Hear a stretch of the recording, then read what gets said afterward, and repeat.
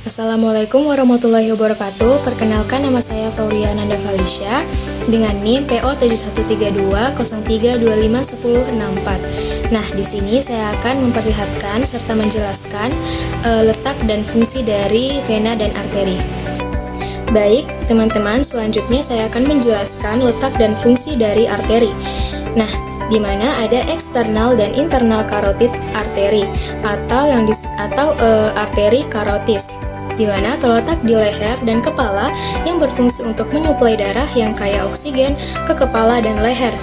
Yang dimana arteri karotis eksternal menyuplai darah ke wajah, kulit kepala, dan leher. Sedangkan arteri karotis internal menyuplai darah ke otak dan sebagian besar ke kepala. Selanjutnya ada common carotid artery atau arteri karotis komunis, di mana terletak di kedua sisi leher dan kepala yang berfungsi untuk mengalirkan darah yang kaya oksigen dari jantung ke kepala dan wajah, di mana arteri ini akan bercabang menuju arteri karotis internal dan eksternal. Kemudian ada brachiocephalic artery, di mana terletak di sisi kanan tubuh yang muncul dari lengkung aorta atau bagian atas aorta yang melengkung, yang dimana berfungsi mengalirkan darah dari jantung ke lengan kanan, kepala, dan leher. Kemudian ada subclavian artery, di mana terletak di bawah clavicula dan berada di atas tulang rusuk pertama. Arteri ini dibagi menjadi dua, yaitu subclavicula kiri dan kanan, di mana arteri subclavicula kiri ini langsung keluar dari lengkung aorta, sedangkan yang kanan keluar dari arteri brachiocephalica, yang merupakan cabang pertama dari lengkung aorta. Arteri ini berfungsi untuk menyuplai darah ke tubuh bagian atas, yaitu lengan, leher, dan kepala. Kemudian ada pulmonary artery, di mana terletak di jantung. Dari jantung, arteri ini berjalan ke atas dan ke kiri, lalu bercabang menjadi dua bagian, yaitu satu menuju paru-paru kanan dan satu lagi menuju ke paru-paru kiri. Kemudian berfungsi untuk mengangkut darah yang kaya karbon dioksida dari jantung ke paru-paru untuk proses pertukaran CO2 dan O2. Kemudian ada heart atau arteri hepatik, di mana terletak di bawah diafragma yang berfungsi untuk mengalirkan darah yang kaya akan oksigen ke hati. Kemudian ada axillary artery, di mana terletak dan membentang di arteri ketiak yang berfungsi untuk mengalirkan darah ke bagian lateral dada, ketiak, dan ekstremitas atas. Kemudian ada abdominal aorta, di mana terletak di tengah rongga perut atau abdomen dan berfungsi membawa darah ke seluruh tubuh bagian bawah dan organ-organ utama. Kemudian termasuk organ pencernaan, sistem reproduksi, dan saluran kemih. Kemudian ada brachial artery, di mana terletak di atas bagian dalam yang berfungsi untuk memasok darah ke seluruh lengan dan tangan, serta sering digunakan untuk mengukur tekanan darah. Kemudian ada renal artery, yang dimana terletak di tulang belakang, berfungsi membawa darah yang kaya oksigen ke ginjal. Kemudian ada common iliac artery, di mana terbagi menjadi dua, yaitu arteri iliaca internal dan eksternal. Arteri iliaca internal terletak di bawah rongga perut dan pelvis, yang berfungsi mengalirkan darah ke area panggul, tungkai, dan organ reproduksi. Kemudian ada radial artery, di mana terletak di pergelangan tangan di sisi ibu jari, berfungsi untuk mengalirkan darah ke pergelangan tangan, terutama ke ibu jari dan jari telunjuk.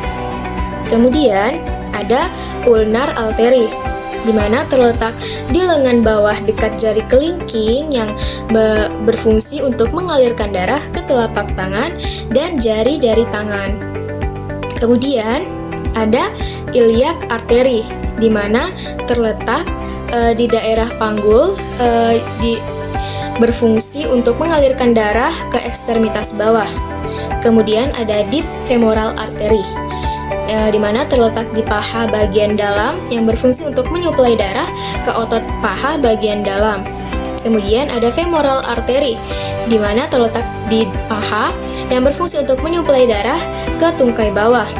Kemudian ada politeal artery, di mana terletak di belakang lutut, berfungsi untuk menyuplai darah ke tungkai bawah.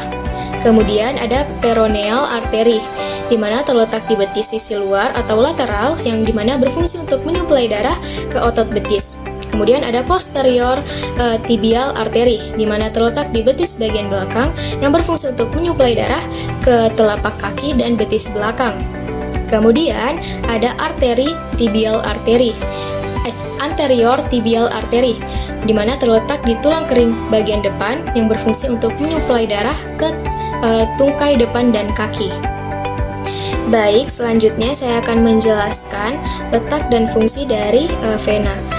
Yang pertama ada internal jugular vein atau vena jugularis interna, di mana terletak di sisi dalam leher yang berfungsi mengalirkan dari otak, wajah ke jantung.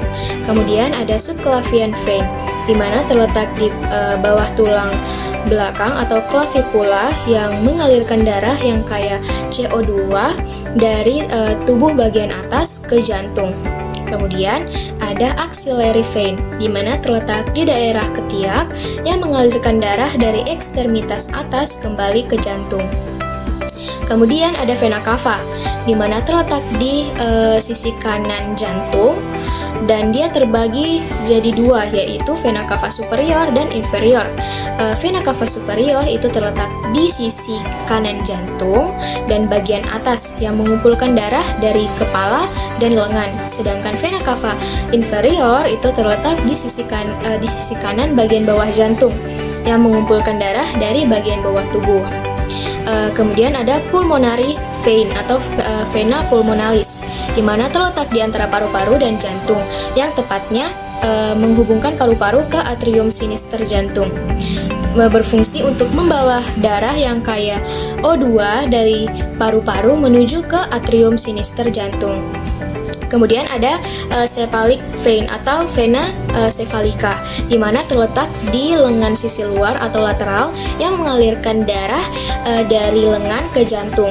Kemudian ada basilic vein, di mana terletak di sisi ulnaris atau jari kelingking, membentang dari telapak tangan hingga naik ke lengan atas, berfungsi untuk mengalirkan darah yang kaya CO2 dari tangan dan lengan ke jantung. Kemudian ada brachial vein, di mana terletak di lengan atas, yang berfungsi mengalirkan darah dari jaringan lengan bawah, siku, dan lengan atas kembali ke jantung. Kemudian ada median subital vein, di mana terletak di lipatan siku bagian dalam atau fossa subiti, yang mengalirkan darah dari lengan bawah dan tangan kembali ke jantung. Kemudian ada renal vein atau terletak di depan arteri ginjal, yang berfungsi mengalirkan darah yang sudah disaring dari ginjal ke vena cava inferior, kemudian ke jantung. Nah, lalu ada common iliac vein, di mana terletak di panggul, berfungsi mengalirkan darah dari tungkai bawah dan panggul kembali ke jantung. Kemudian ada iliac vein, di mana terletak di bawah panggul, yang mengalirkan darah dari tungkai bawah dan panggul kembali ke jantung. Kemudian ada femoral vein, di mana terletak di paha, yang berfungsi mengumpulkan darah dari tungkai bawah kembali ke jantung. Kemudian ada popliteal vein, di mana terletak di belakang lutut, yang membawa darah dari tungkai bawah ke femoral vein. Kemudian ada peroneal vein, di mana terletak di sisi luar betis, yang mengalirkan darah dari otot betis kembali ke jantung. Kemudian ada great saphenous vein, terletak di kaki dan betis bagian dalam, yang berfungsi membawa darah ke vena femoralis dan kembali ke jantung. Baik, itulah tadi penjelasan singkat mengenai letak dan fungsi dari arteri dan vena. Sekian dari saya, terima kasih. Wassalamualaikum warahmatullahi wabarakatuh.